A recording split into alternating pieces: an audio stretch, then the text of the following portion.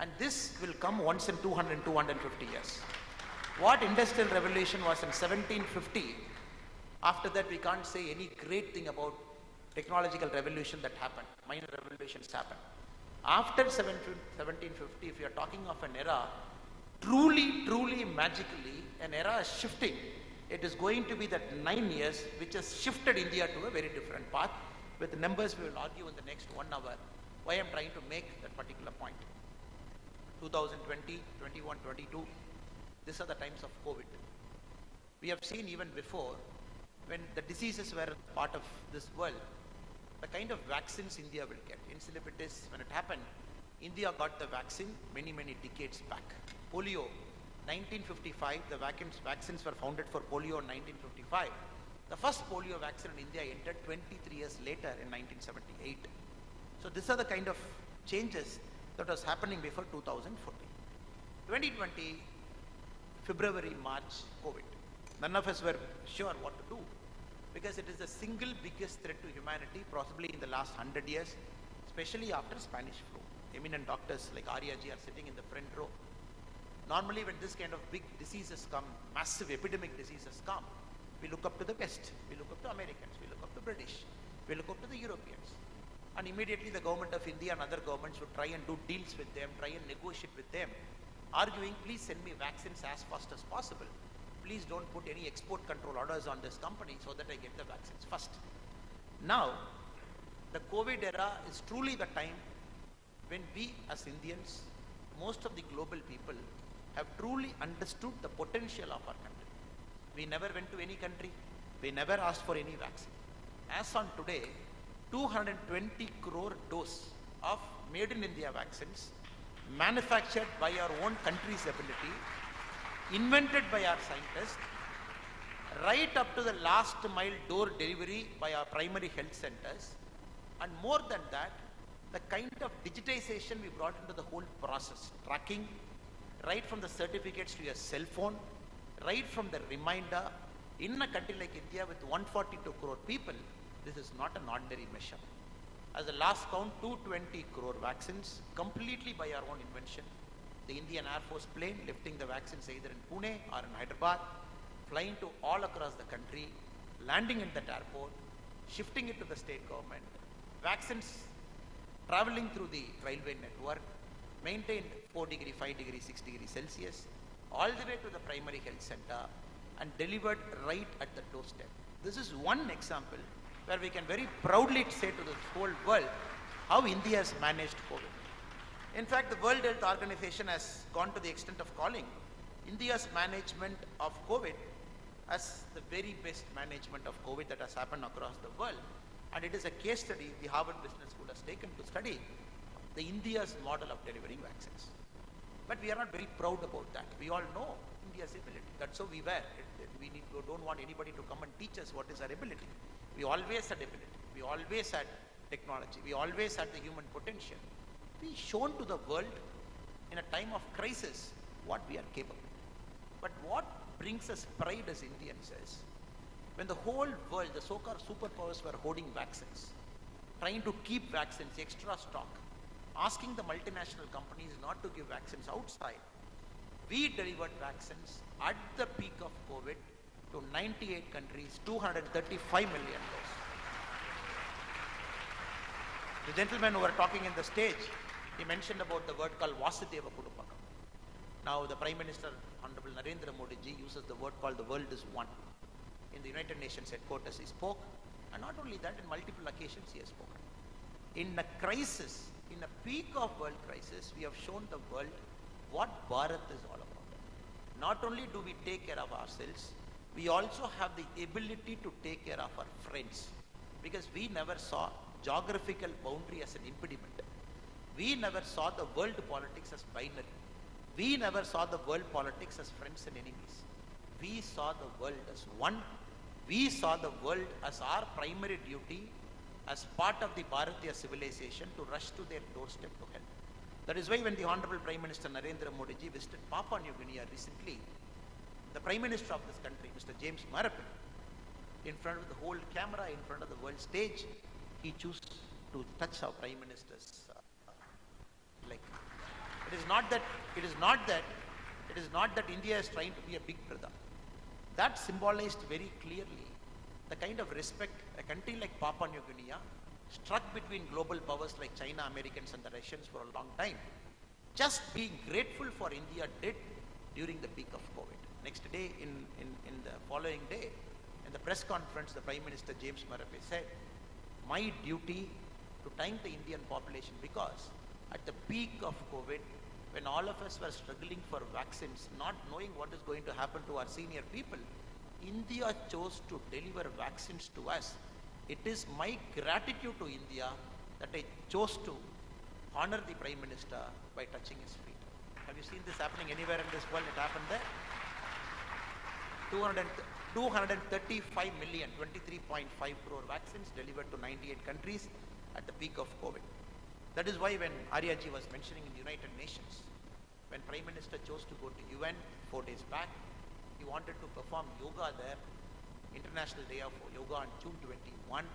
The Guinness Book of World Record chose to give a certificate to the Indian embassy there. They said, this is the first time in the whole planet, largest number of countries have participated on a single occasion, more than 100 countries doing yoga with Prime Minister. And many small countries who have chosen to come to the global stage and stand along with India, right in UN, right in different world forums, is simply because of our vaccine Maitri that we have undertaken, just caring about the whole world as Vasudeva Kudumbakam. Many people, many friends in India, especially our opposition friends, keep asking, the Prime Minister is going to different parts of the world, the Prime Minister has visited many countries, Prime Minister has engaged the Indian diaspora. What is the net effect of India the Prime Minister is going to bring? If you look at the statistics one after the other, we can very clearly see how the global diaspora, people like you, friends like you, brothers and sisters like you, senior citizens like you, as proud Bharatiyas, where your heart still beats for India, even living abroad many miles away, because of you, the kind of brand India is able to build in the global stage is phenomenal. It's a brand we have built, it's a true brand we have built. That is why when the Prime Minister has chosen to go to the American trip this time, unprecedented welcome he got. Complete state visit, they have taken the visit to a different platform, possibly like they said, the first Prime Minister and the fourth global leader after World War II to address the Congress twice. Like they said, 14 times standing ovation, more than 75 times clapping, people waiting in the queue to take a picture, and more importantly from Elon Musk to Radalio to all the great people, the writers, the literary giants, the industry CEOs, every single person waiting to meet our Honorable PM and believing in the global opportunity that India is going to show. This is only happening because, for two reasons. One, what is happening inside the country. Two, what is happening outside the country. There are two things that is happening. Right inside the country, something is happening. Right outside the country, something is happening.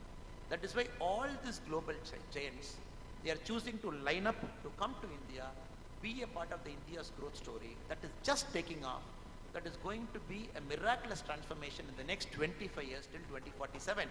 What our Honorable Prime Minister calls the Amrit Kal of India. The Amrita Kalam, or the best time for India after many centuries, is going to be 2022 to 2047. So everybody is waiting to see what is going to happen. Like we said, we missed the Industrial Revolution bus. Countries have become bigger and India just chose to wait. Computers, like I said, passengers cars came late. Like I said, vaccines came late. Like I said, even a very simple thing as a computer, it entered India 22 years after the first computer was powered in US. Cell phones came 5 to 7 years later. Now, this is the era of digitization. Like how Industrial Revolution happened, many countries chose to be the forefront of Industrial Revolution. The whole world knows this era of digitization, India is a world leader. That is why Mr. Sundar Pichai from Google, he mentioned the kind of digitization that is happening in India, that is being taken to the world by the Honorable Prime Minister Narendra Modi ji, it is far ahead of its time. It is much ahead of thinking. This is coming from a company which is more powerful than 90% of the world countries combined. That company CEO has chosen to use this word The Prime Minister's thinking of digitization is far, far, far ahead of its time, especially for the kind of platform as this. 2020 to 2023, if you look at the combined year that we just passed through, 40% of the world's digital transaction happened in one country, in our country, in India. 105 billion individual digital transactions happened in our country. Not only that, right from payment gateway to every single UPI, India has invented a methodology of its own, which is being copied by all the world countries. The G20, India is the chair now for this year, president of G20. And one of the very important contribution of India to the G20 for the whole year is, we are trying to teach all the 20 top countries in the world how India has become a master in digitization, and the other countries, we want other countries to learn from us what is the India's success in digitization. Very clearly, some of these friends have understood this era is going to be digitization, and India is far, far ahead of everything. But to reach here was not easy for us. A country in 1947, when we got independence, Winston Churchill, who was the Prime Minister here, mentioned that India is no more than an equator. India is no more than an equator. The equator is a line, likewise India is also a line. And he predicted the kind of independence that India was given, India will not last more than 10 to 15 years because of the kind of tensions we had, the kind of languages we spoke, the kind of dissimilarity we had among ourselves, the kind of connection that happened, that was there between North and South, East and West. Great statesman like Winston Churchill chose to predict that India's independence might not last more than 10 to 15 years. Of course, we had our own share of challenges. We always had some issue happening in Kashmir and Punjab, in the southern parts of India, in the northeastern regions of India. We had major challenges of terrorism, we had major challenges of Maoism, we had major challenges of fight based on languages, fight based on states' border. We had major challenges. Every single challenge, whatever the world faced, India faced in the last 75 years. So we have crossed everything.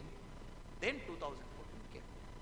2014 is a very important year because that is the very first time the whole population of India started chanting Modi's name. Right from 2012, everybody started speaking about the Gujarat model. They said, what is special in Gujarat? How can agriculture grow at 10% in a state when India is not growing at 2% in agriculture? What is the miracle is doing? In a state like Gujarat, which doesn't have rains for most of the areas in Gujarat, how is he able to do irrigation for the rest of Gujarat? People wanted to know. People wanted to know for the very first time in Indian politics, how can a politician be non-corrupt? People wanted to know for the very first time in Indian politics, how can somebody for 24 hours, 365 days, not take a single day of leave, keep serving, serving and serving. That was very new to him. Because the kind of politics we have seen, every single person, from the last village in Tamil Nadu to the last village in Kashmir, to the last village in Northeast, they started chanting Modi, Modi and Modi's name. So 2014, he came with a lot of expectation. It is not easy for a politician to come with expectation and deliver, because that itself is like a monkey on your back. PM Modi came with huge amount of expectation that has never happened to any single Prime Minister of our country. He came with expectation. 9 years later, May 26, 2014 is the time in the evening he took charge as India's Prime Minister. May 27, 2014, he sat in his chair in his office as India's Prime Minister. 9 years later, now 10th year, possibly we're going for elections in another year in 2024, the same spirit that was there in 2014 is still there. The same love and affection, what Modi had in 2014, I would say it has only gone up multiple notches. It has gone up multiple notches. If Modi in 2014, we all felt he can do no wrong. Now 2023, Modi has become a benchmark for world leaders. How to function in a democracy, how to take people along, how to be non-corrupt. Not only he being non-corrupt, how to keep the cabinet non-corrupt. Not only is the cabinet non-corrupt, but to challenge the other politicians of our country. Just yesterday in Patna, you have seen all people gathering together. You have seen everybody sitting together. You have seen everybody sitting together. And they all have come together. First time in India's history we are seeing. And they are not supposed to sit together because they all got divided for some reason at different points of time in history. The Congress party got divided, Mamata Banerjee came out, the NCP came out, and the Congress party chose to remain focused on Delhi, focused on one family. Then the regional parties came, which were dynasties in nature. Parties like DMK, parties like TRS, they were fully focused on dynasty and focused on corruption. Now, one fine day, they all have chosen to come to Patna and sit together. Therein lies the story. The story is very clear. The story is very clear because they also know the kind of change that is happening in India. In 2024, if BJP sweeps Lok Sabha from Kashmir to Kanyakumari, it is going to sweep. When it sweeps the Lok Sabha in 2024, the idea of politics is going to change. They all know the idea of politics is going to change. The politics, what was there till now, it's going to change. The politics of corruption is going to change. The politics of caste is going to change. The politics of arithmetic is going to change. For all of them, it is the fear of their life which has brought them together in a room in Patna, sitting together, trying to take on one single person called Modi. And there are some leaders like Rahul Gandhi ji. The parliament was fully open to him till a couple of months back to speak what he wanted. And it is a free forum, he can come speak, everybody were willing to listen to him, he can convey his viewpoint, but he chose not to speak there. He decided to come outside the country. Rahul Gandhi ji, we all see his favorite spots continue to remain UK and continue to remain US.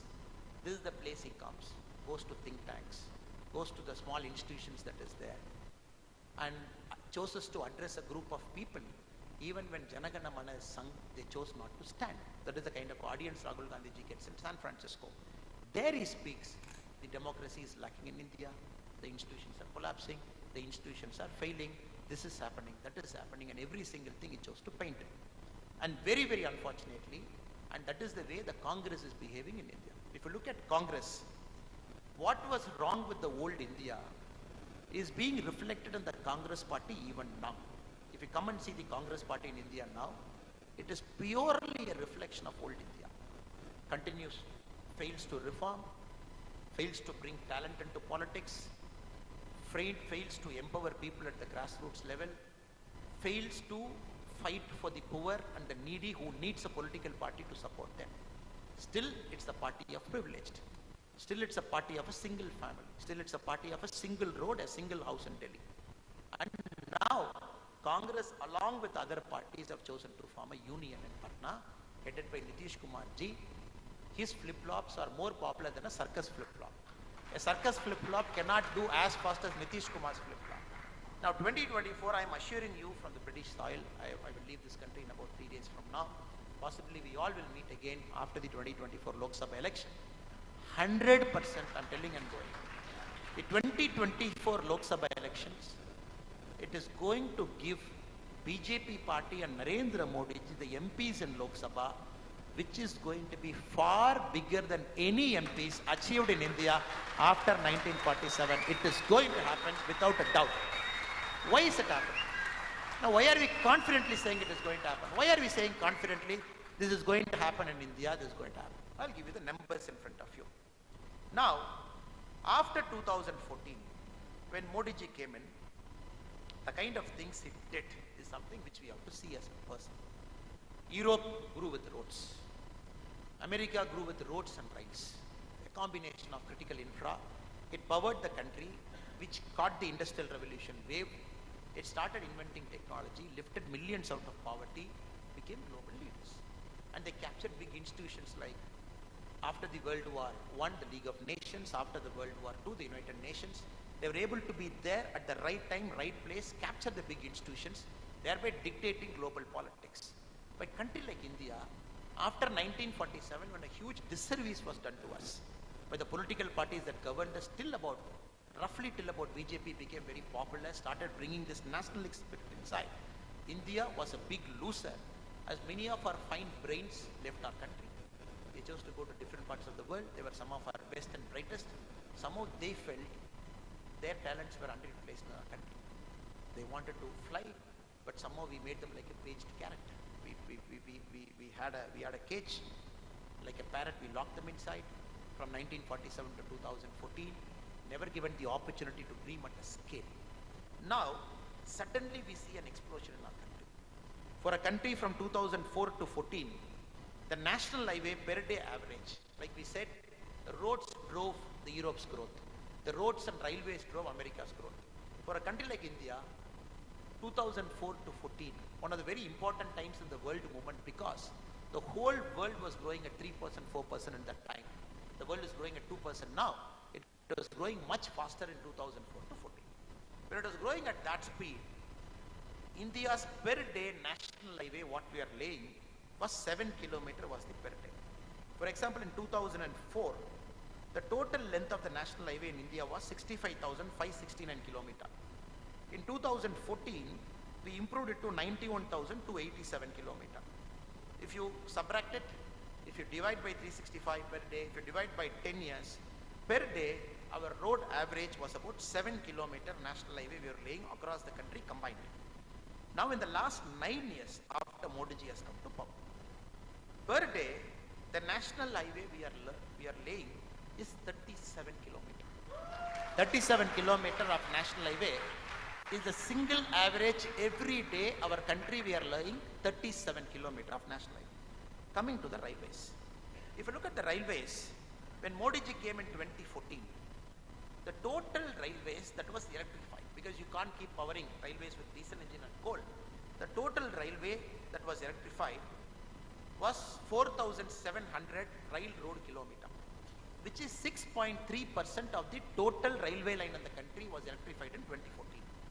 Now 2023, the broad gauge route where the major trains fly, the broad gauge route alone, we have electrified 91% of India's broad gauge connection.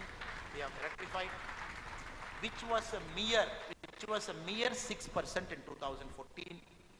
From 4,700 railroad kilometer, now the total electrification, we have increased it to 28,800 railroad kilometers. 7 times more railway lines we have electrified. If you look at other simple metrics like broadband, broadband is internet powers the world. None of you here sit without internet because your life depends on internet, on the transfer of data. 2014, when UPA entered its power, when Narendra Modi ji took over, India had total broadband subscriber 5 crore and 89 lakh. 5 crore and 89 lakh, 5 crore people had broadband connections at home. Today, in 2023, the broadband connections in India is 77 crore and 13 lakh. Just look at the scale we operate. Look at the speed we do. Look at the transformation effect. Every single thing is happening in our country. Now the national highway has gone up from 7 kilometer average, 37 kilometer we have taken. Now what has happened? The average speed of a lorry that is traveling in India from 18 kilometer, it has shot up to 35 kilometer, which means the goods are moving faster. The goods are crossing the interstate borders faster, whereby it is contributing directly to GDP, because we all know logistics is 13% of India's GDP. Now broadband coming in from 5 crore in 2014, jumping up to 77 crore, everything is laying a huge pipeline for digital transaction. As we said, 105 billion digital transactions India has achieved in the last year alone, 2022-2023. 40% of the world's digital transaction has happened in India. Now again, if you keep looking at the other metrics where our country is progressing. Now, India is a country with 142 crore people. 142 crore, we have just become the most populous nation in the world. We have overtaken China. It means India has to be the global capital of human resource 10 years from now. You can't remain a mute spectator from the world's growth by not empowering your educated people. Now, the number of IITs in 2014 is 16. The number of IITs in 2023 is 23. The number of IIITs in 2014 was 9. The number of IIITs in 2023 is 25. The number of IIMs in 2014 is 13. The number of IIMs in 2023 is 21. The number of All India Institute of Medical Science 2014 was 8. The number of All India Institute of Medical Science at the end of 2023 is 23. The number of universities at the end of 2014 was 723. The number of universities at the end of 2023 is 1,113. If you look at all these numbers, with the extra amount of colleges, extra amount of transformation that is happening, India is all set to become the global capital of human manpower 10 years from now. The best quality engineers, the best quality scientists, the best quality of next generation top minds is going to come from Indian universities, because the universities are at play here, And that is why India has got into the National Index Ranking Framework, NIRF, possibly the first country in the world, which is rating every single college in the world by a single framework. Anybody who wants to enter a college from Kashmir till Tamil Nadu, he just has to go Google, type the college's name, see what is the NIRF ranking. That is the government of India is giving a rank to every single college in the country. Thereby we are challenging the colleges at the back end to come up. Thereby we are challenging the countries at the top end to remain at the top. If you see the number of patent, countries like UK are great because of the kind of brainy people it has got within the country. If you look at India, 2014 to 2021, in a matter of 7 years, the data I have is for 7 years, the number of patent that is filed in India has seen a jump of 572%, is the growth rate of patents. In 7 years, India has jumped 572%. So overall, the picture is very clear. The critical infra is happening. Roads are being laid. Ports, Gati Shakti, at a huge pace, we are building roads. Not only that, if you look at the number of airports, after independence from 1947 till about 2014, for almost 67 years, the number of airports built in our country is 74. Now hold your breath. Last 9 years, the number of airports built in our country is 74. So 67 years we built 74, 9 years we built 74. So India is having 148 airports. The other day a friend was joking with me, what is this? Air India, 6 months back they said we are ordering 470 planes. The whole world said, oh, the single biggest order in aviation history. United Airlines never placed an order for 470 at one shot. British Airways never placed an order for 470. Air India's placed order for 470. All of us felt proud. We were very happy. Oh, 470 planes, single order. Indigo, day before yesterday, they said, what is Air India? I am placing 500 planes at one shot. 500 planes came to Airbus, one shot, delivery is going to happen. Now you see in the last 6 months alone, 2 major carriers of India, Air India and Indigo combined, they have placed orders for 970 airplanes. Just imagine the pace of India's growth, the unprecedented scale in which this country is growing. Now you have to support them. Airports have to be built. And possibly after 2014, for the very first time, we are using our inland waterways. We have got an inland waterways policy because we want goods to move from part A to part B in India's rivers. This is none other than Ambedkarji's dream. Ambedkarji always felt when he was part of the Viceroy's Council pre-1947, around 1943-44, Ambedkarji was part of the Viceroy's Council. His biggest dream of Ambedkar was to create dams in India, was to fix irrigation canals and systems of India, and more importantly, use India's river to transfer products and goods and services from one part to other by using India's mighty river. Before 2014, goods never got translocated, never got shifted within the country in rivers. After 2014, it is PM Modi ji who decided to use rivers as a major means. A big transformation is, that is why you see in TV, suddenly you see some big vessels sailing in the Brahmaputra, in the Ganges, you see sailing in very big rivers, you see cruise ships traveling in rivers, because the platform was laid for transferring goods. Imagine a country of 140 crore people. Imagine a country with a natural abundance of resources that India has got. For the very first time, we are tapping into all of our natural resources, including shifting of goods. Now, you just have to imagine. India's GDP is about $3.6 trillion now. And logistics is 13% of it. Now, anything we do in our country, by which we increase the pace of movement of goods. We make railways more efficient. We make ports more efficient. For example, Mundra port is the single biggest, largest port in the world, which carries crude at a capacity which other countries can't even imagine. The ports around the Gulf of Kutch, the 3 ports, it's simply whatever Europe is handling, the 3 ports along the Gujarat port, the 3 ports alone handle 20% of Europe's ports capacity. The scale in which India's port is transforming is another story for another day. For 2 hours we can talk. Now, reason we are doing it is, just imagine, if railways, ports, the airways, the waterways and everything that is right in our country, if we can increase the speed by 10%, if we just increase the efficiency by 10%, which is bare minimum, You see the GDP growing, at a pace that is unimaginable. 7% GDP growth is new to countries like UK, because UK, we all know, is just struggling with 0.5, 0.6%. We just overtook UK to be the 5th largest economy in the world a couple of months back. Now, countries like that are looking at India's logistics transformation. Now, we talk about the digital transformation that is happening. Very silently, there is a logistics transformation that is happening in lorries and ports and everything. Just imagine 5 years from now. All the airports, apart from 148, the new airports become operational. The ports become fully operational.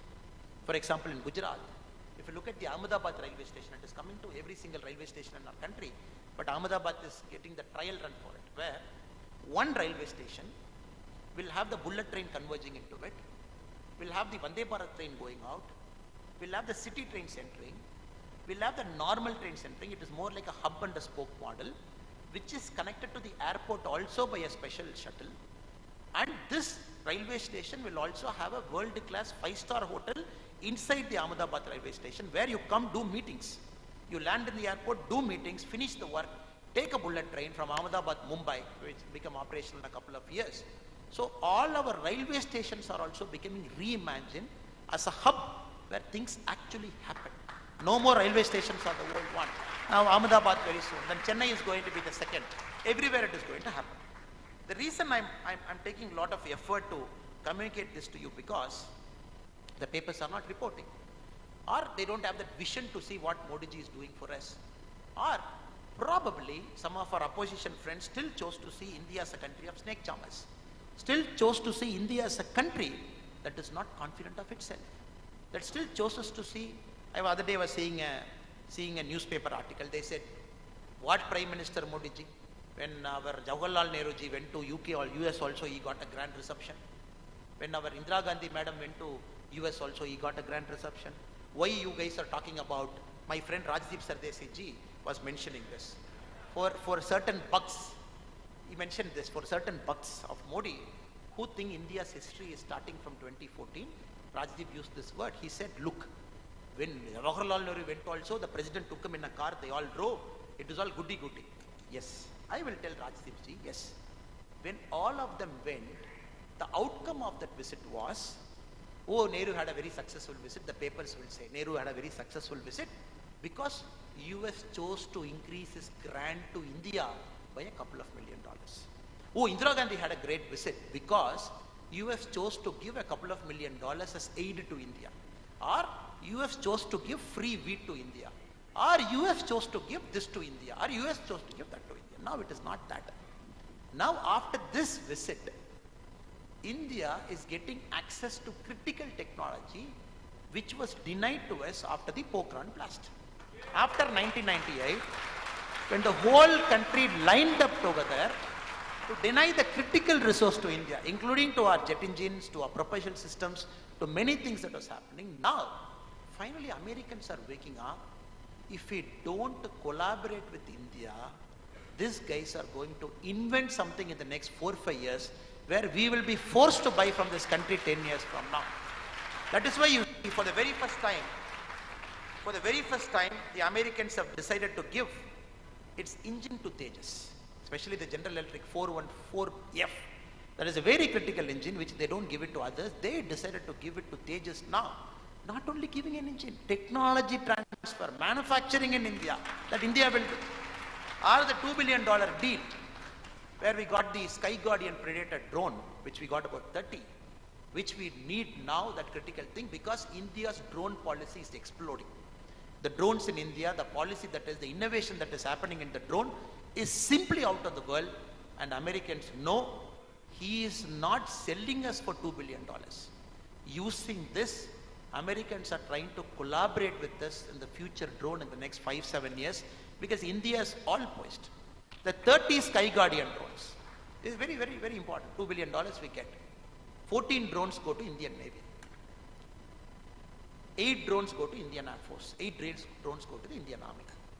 Because we need this drone to patrol the high altitude, especially along the Chinese side, the Pakistani side. We need these drones now. Probably our technology will come 4 or 5 years later. America never gave this drone technology even to their closest allies like UK, it chose to give to India now.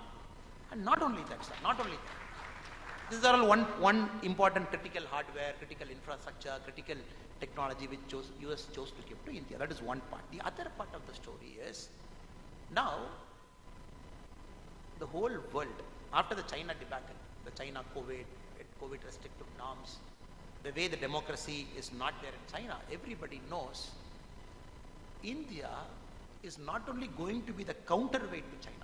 We are not going to be the counterweight to China like how the Western powers want India to be, like how Arya sir was speaking here about what the fundamental foreign policy, the independent foreign policy we are maintaining. Whereas they know very clearly, even you call Modi ji to White House, you say great things about Modi ji, our stand on Ukraine will not change. Because we are very clear, the stand we have taken on Ukraine is for the benefit of our country. Because we chose to have an independent foreign policy by looking at each global issue on a case-by-case basis, evaluating, seeing what is good for our country. So what is great about India's stand between Ukraine and Russia?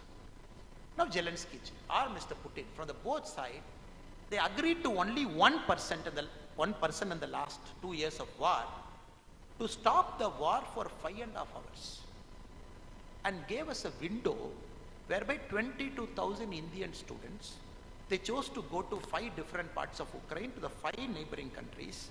We flew them. From my state, Tamil Nadu, close to 2,200 students came, not even a scratch.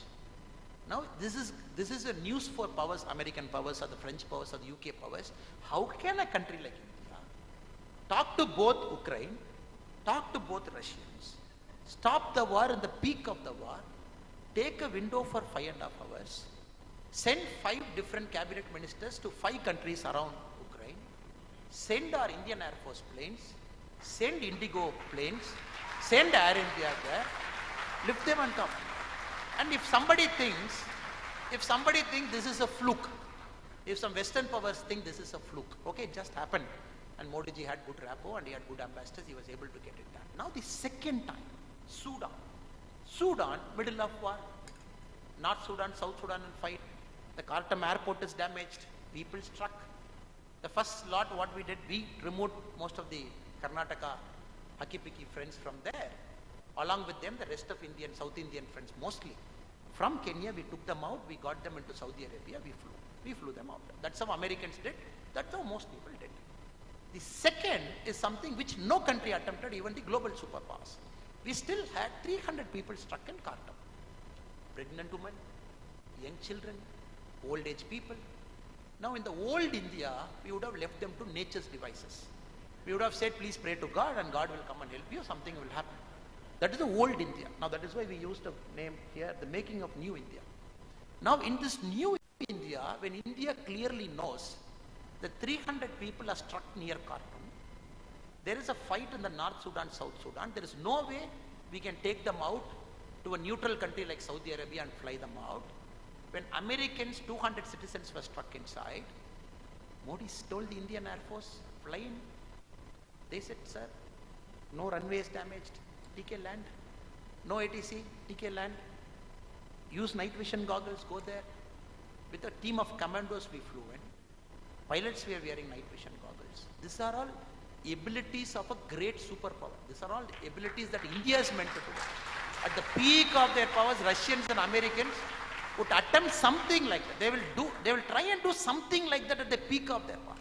This is a country like India operating across continent, operating in a new continent, sending an airplane, getting refueled somewhere in the middle country, landing in the middle of a war when ATC is not there, runway is damaged, taking 300 people into them, 37 minutes the flight turns back, lands in India.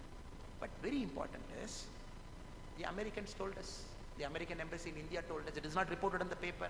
They said, since you are going anyways, I request you to evacuate our citizens also and bring them back. And for the very first time we are seeing a country entering into another country, the scale in which we operate, we bring not only the Indian citizens, we bring the American friends.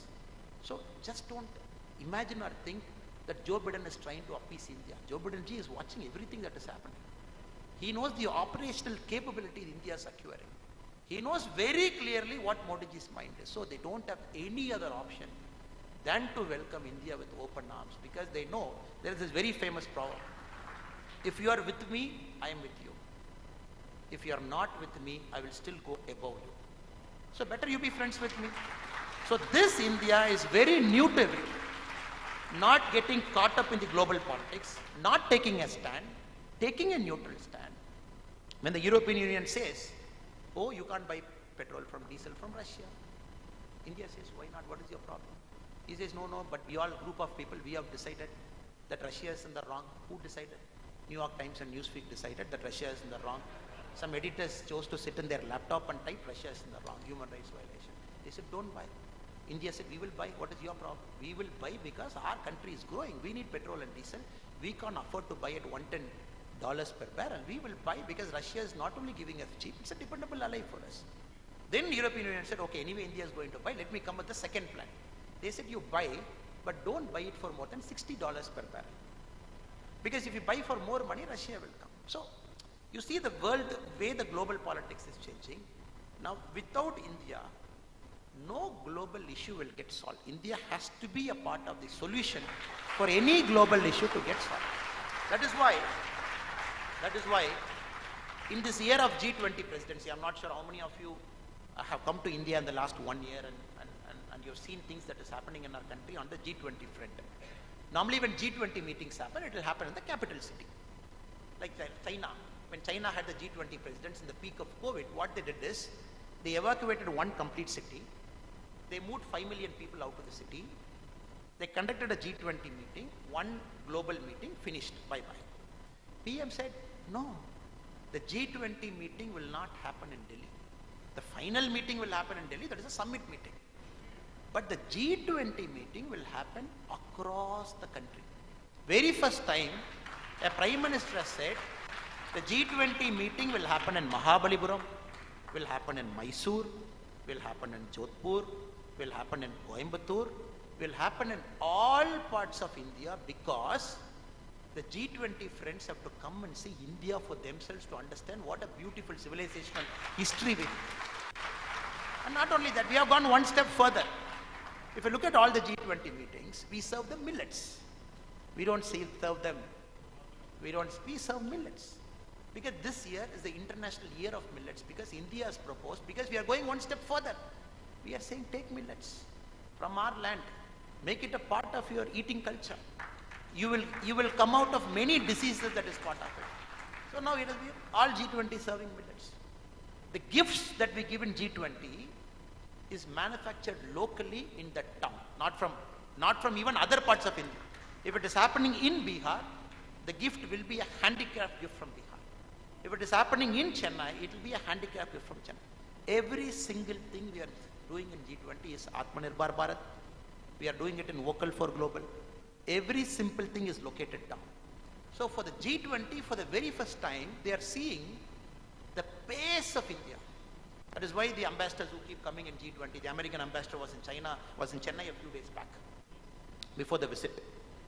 And you know the Chennai press, you know the Tamil media generally. They will take a mic and they want anybody who is entering Tamil Nadu to say one bad thing about Modi, so that they will broadcast it for 24 hours.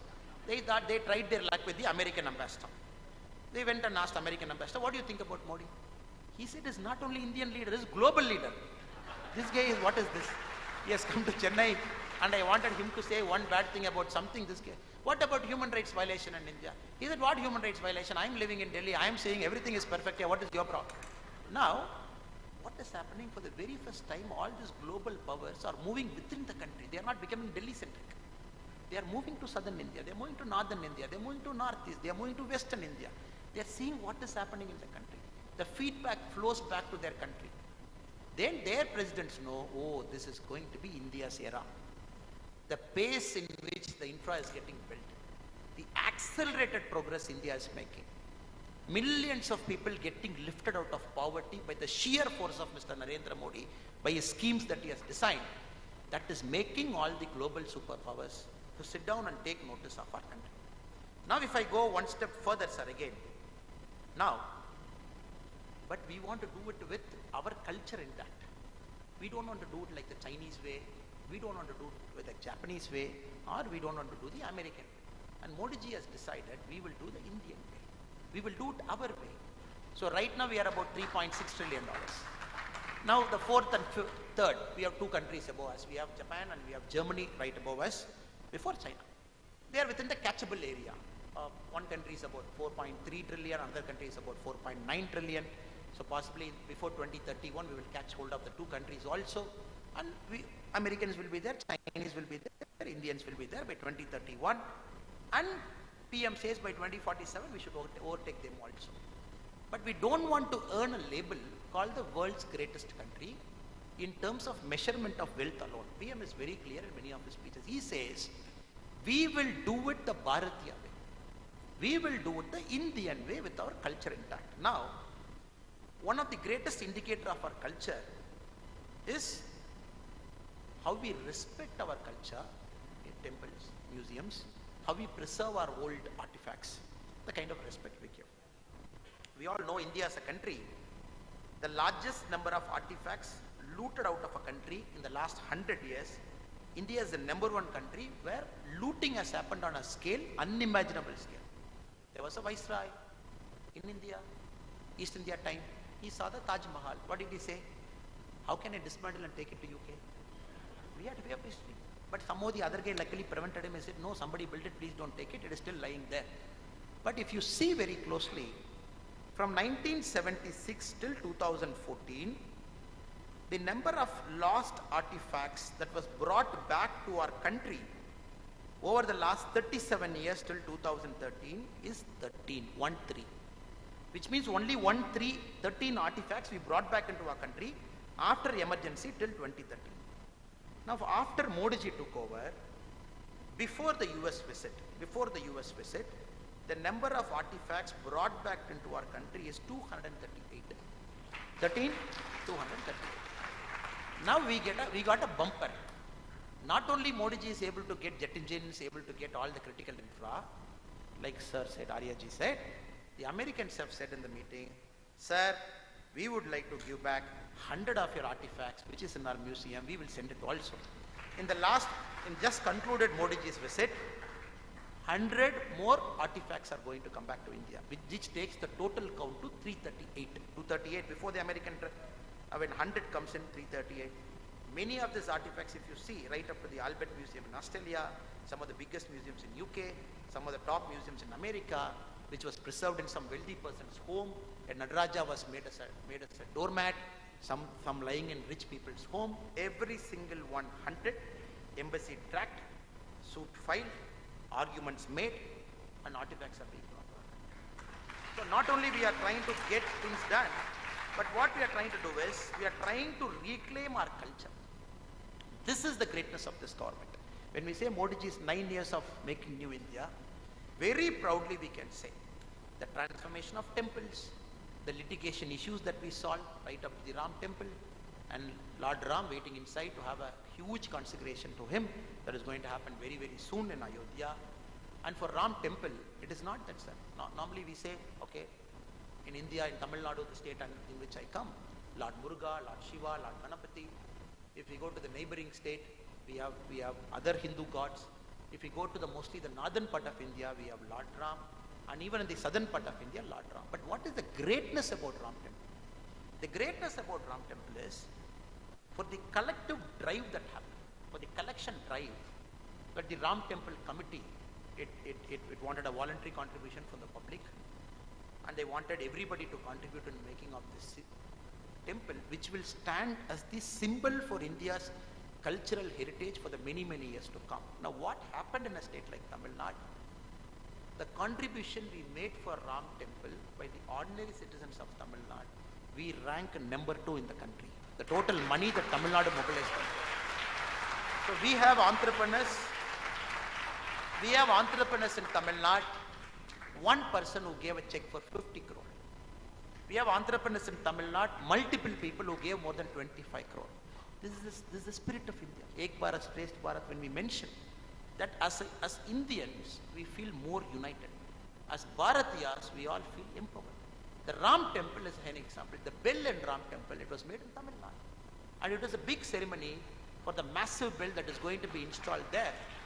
It went and rode all the way from the south of Tamil Nadu to Ayodhya. You should see the kind of respect. People stood in villages, people touched that bill, people did puja to that bill, people wanted that bill to go all the way to the Ayodhya temple and get consecrated there. And it is not about symbolism, sir. It is about the feeling of unity for the very first time. Very first time from the northeast to south to west to Kashmir. And all of us believe we are integrated together as a whole. That is the magic of this last 9 years, Modi ji. Now again, it's a very emotional moment for us when we talk about Kashmir. Kashmir is one of our crown jewel. Our PM keeps making the statement. The soul of India, the soul of Bharat is in Kashmir. The soul of Bharat is in Tamil Nadu. The soul of Bharat is in Northeast. When all the three components of Bharat, when it fires to its fullest, that is when the realization of Bharat is at its maximum. Now for this, all three has to fire at its fullest. Now Northeast, we all know pre-2014 how it was. We all know Northeast post-2014 and 2023 how Northeast is. Northeast was seen as some unwanted state. The junior most minister was given in charge of Department of Northeast Affairs, and somebody will go once in 6 months, once in 1 year, once in 2 years, some minister will go. Modi ji said, every single cabinet minister in his government has to visit Northeast once in 2 months. Every single cabinet minister has to visit Kashmir once in 2 months. 3 months back, he said all his cabinet minister will visit Tamil Nadu in the next 30 days. We had 66 cabinet ministers, all visiting Tamil Nadu in about 30 days time span. So every day you saw 2 cabinet ministers, somebody in Chennai, somebody in Nagarkoil, somebody in Thoothukudi, somebody in Tirunelveli. No, why is he doing it, sir?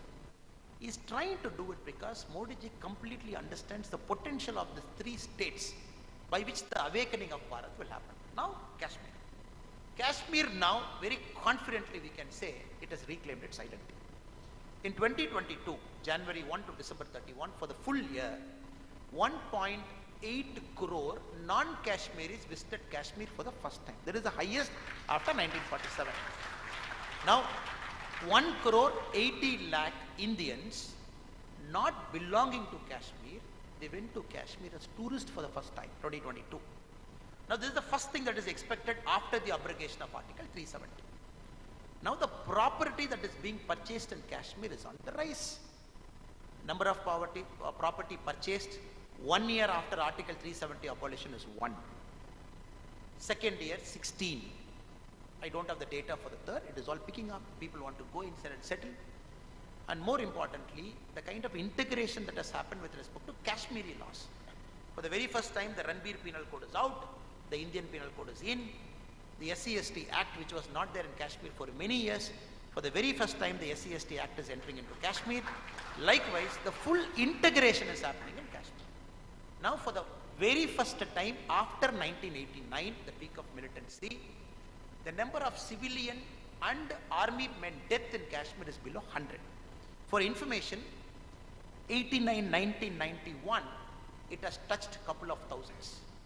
2022 was possibly the safest year for a Kashmir brother and sister and for the army men inside. Very first time the combined civilian death and the army death inside has come down below 100 after 1989. So whichever indicator you see in the country, we can truly and honestly say that Kashmir is reclaiming back its proud and rich heritage and history. Now coming to the Northeast India. Gone are the days when Northeast India was treated as an unwanted state attached to India. The Prime Minister calls the Northeastern states as Ashtalakshmi. He says all the states of Northeast are Ashtalakshmi to us. The kind of potential Northeast has got is unbelievable. Starting from Assam to Mizoram to Manipur to Nagaland, every single place.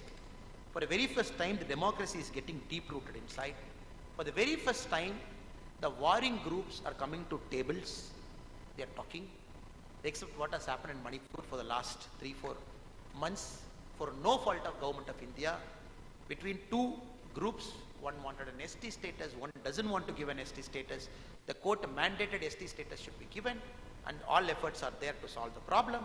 And very first time we can see, Northeast is getting truly integrated with India. The potential is yet to be realized. That will also get realized in the next 5 to 10 years. Now coming to states like Tamil Nadu. States like Tamil Nadu, the only problem we have is a political problem, not economic problem. A state that is firing, a state that is all set to reach $1 trillion.